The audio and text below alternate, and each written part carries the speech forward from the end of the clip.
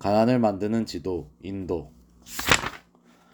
대부분의 사람들은 일생 인도를 안내하는 지도를 보고 인도를 따라 걷는다. 인도는 유쾌한 오늘을 위해 보다 나은 내일을 포기하겠다는 계약과 같다. 인도를 택한 여행자들의 시작은 언제나 빈털터리다. 빈털터리로 내놓은 앨범, 빈털터리로 시작한 사업, 빈털터리로 오른 무대, 빈털터리의 실직자.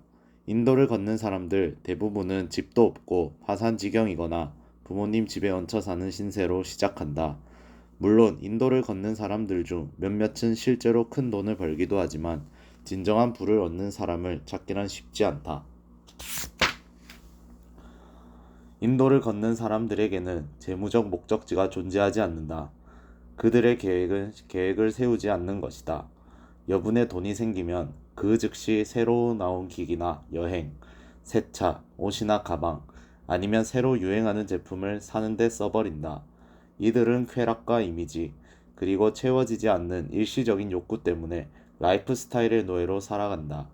욕구와 구매의 사이클은 시간이 갈수록 더 빠른 속도로 회전하면서 이들의 어깨에 더 무거운 짐을 지우고 결국 평생을 직업 또는 사업의 노예로 살게 만든다. 인도 여행자의 사고방식. 인도로 가는 지도에는 여행자의 행동을 결정짓는 몇 가지 특징이 포함되어 있다. 이 특징들은 곧 인도를 택한 사람들의 사고방식이다. 부채에 대한 인식.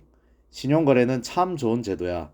신용카드, 부채 정리, 자동차 할부금 같은 제도 덕분에 나는 월급이 적어도 현재를 즐길 수 있지. 사고 싶은 게 있으면 나는 지금 당장 사버릴 거야. 시간에 대한 인식. 시간은 충분해. 나는 내일이 오지 않을 것처럼 돈을 쓸 거야.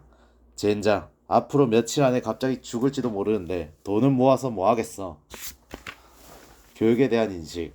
졸업과 동시에 공부하는 담 쌓았어. 만세! 돈에 대한 인식. 자랑할 게 있으면 자랑해야지. 못하러 만일을 대비한담? 나는 돈을 벌면 다 써버리지만 내야 할 돈은 제때 내. 그게 바로 책임감 있는 행동 아니겠어? 주요 수입원. 돈만 많이 주면 어디든 괜찮아. 내 목적은 돈뿐이야. 돈이면 다 되는 세상이니까. 불을 늘리는 주요 전략. 순이익. 나는 도박도 하고 복권도 사고 보험회사에 걸어둔 소송도 있는데 그런 것도 쳐주나? 부에 대한 인식. 실컷 누리다 죽는 사람이 바로 승자. 부의 방정식. 내 부의 방정식은 이거야. 부는 수입 플러스 빚. 목적지. 무슨 목적지? 나는 오늘에 충실하고 내일 따위는 신경 쓰지 않아. 책임감과 통제력. 나한테는 온갖 나쁜 일이 다 생겨. 저 사람 때문에 일이 안 풀려. 나는 피해자야. 이건 내 잘못이 아니야. 삶에 대한 인식. 오늘을 살고 내일은 개나 줘버려. 인생은 한 달 후를 내다보기에도 너무 짧아. 인생은 영원하지 않아. 젊음은 한때야. 게다가 난 언젠가 크게 한탕할 거거든.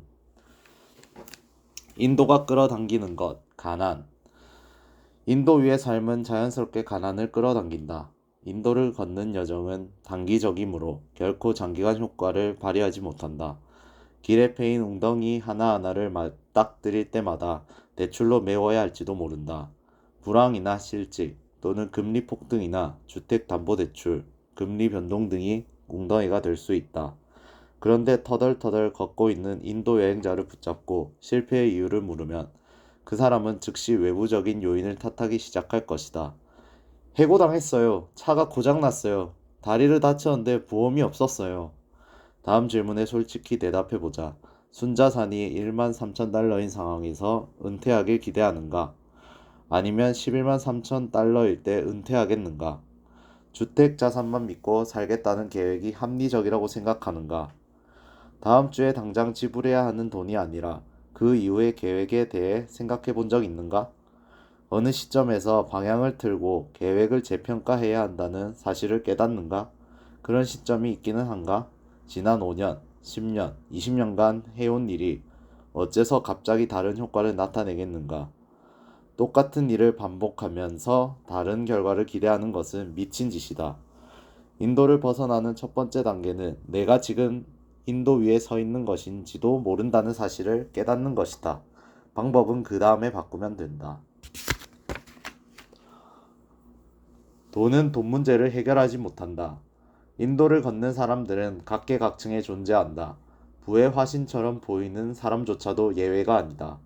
그들은 사업가이거나 의료인 또는 법조인 같은 고소득자거나 큰돈을 버는 유명한 배우 또는 음악가일 수도 있다.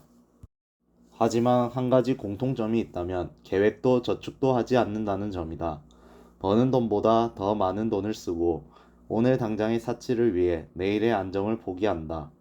인도를 걷는 사람들의 부의 방정식은 소득 더하기 끌어다 쓸 수 있는 만큼의 부채다. 인도를 걷는 사람들은 자신의 소득과 빚의 합에 비례하는 라이프 스타일을 추구한다.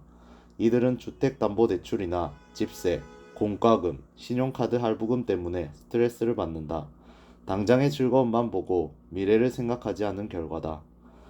부유한 인도 여행자, 소득이 있고 풍족하다. 고소득을 올리는 인도 여행자가 파산하면 큰 뉴스거리가 된다.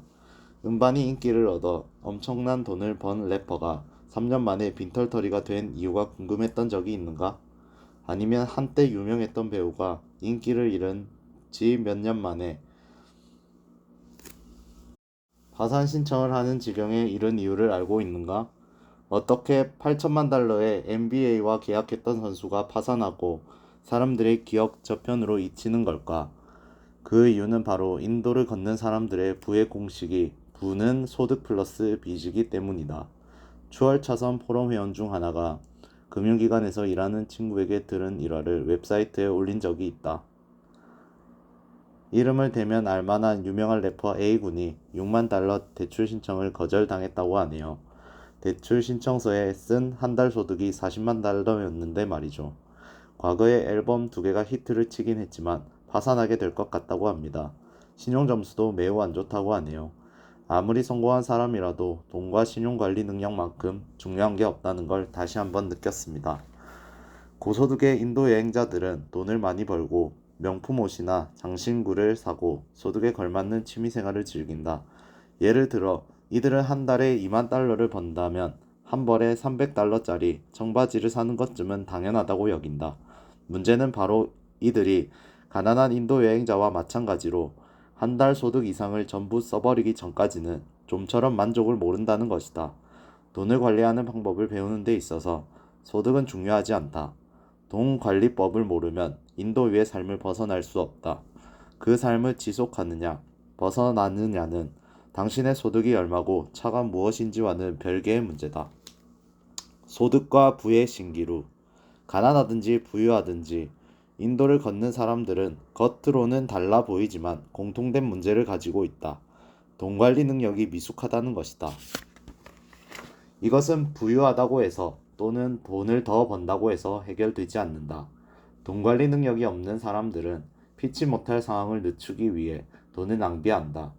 1년에 4만 달러로 살 수 없다고 생각하는 사람이라면 1년에 40만 달러로도 부족할 것이다. 당신이 주택담보대출금 900달러를 어떻게 갚을지 전전긍긍할 때 돈 많은 인도 여행자는 대출금 9,000달러 때문에 고민한다. 이 둘의 고민은 금액에서 차이가 있을 뿐 본질적으로 같다. 돈 문제에 대한 해결책은 돈에 대한 사고방식을 변화시키는 것뿐이다. 이를 위해서는 먼저 지도를 바꿔야만 한다. 지금 당장 인도를 벗어나라. 부는 소득 플러스 빚이라는 공식을 버려라. 추월 차선의 핵심. 인도 여행의 1등석은 아무런 재무 계획이 없는 사람에게 주어진다. 인도로 가는 길은 시간과 돈의 부족으로 이어진다. 미숙한 돈 관리 능력을 더 많은 돈으로 해결하는 것은 불가능하다. 부자가 될 수는 있지만 인도에서 벗어날 수는 없다. 부가 소득과 빚의 합으로 정의된다면 그 부는 실체가 없는 환상이다. 미숙한 돈 관리 능력은 도박과 같다. 결국 잃는 쪽은 당신이다. 네, 오늘은 가난을 만드는 지도 인도에 대해서 배워봤습니다. 지금 당신의 삶은 어떠신가요? 혹시 인도에서 벗어나지 못하고 계신 건 아닐런지요?